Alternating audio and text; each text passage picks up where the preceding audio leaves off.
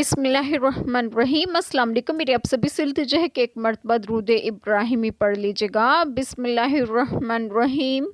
اللہم صلی علی محمد وعلی آل محمد کما صلیت علی ابراہیم وعلی آل ابراہیم انک حمید مجید۔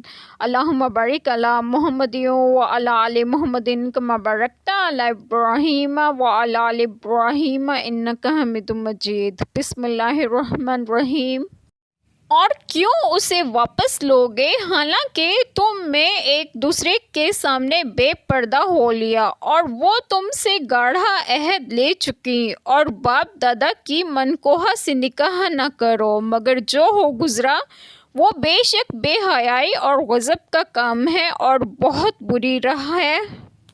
بسم اللہ الرحمن الرحیم۔ آج بات آپ لوگوں سے ڈسکس کروں گی وہ یہ ہے کہ پہلی آیت کریمہ میں ہے کہ مسئلہ اس آیت کریمہ میں دلیل ہے کہ اس پر خلوت صحیحہ سے مہر موقد ہو جاتا ہے، اور دوسری آیت کریمہ میں ہے کہ جیسا کہ زمانہ جاہلیت میں رواج تھا کہ اپنی ماں کے سوا باپ کے بعد اس کی دوسری عورت کو بیٹا بیاہ لیتا تھا، مگر جو ہو گزرا وہ بے شک بے حیائی ہے، کیونکہ کسی بھی صورت میں بیٹا ماں سے نکاح نہیں کر سکتا اور یہ اس کے لیے حرام ہے۔ اب اس کے بعد جس قدر عورتیں حرام ہیں ان کا بیان فرمایا جاتا ہے، ان میں 7 تو نسب سے حرام ہے۔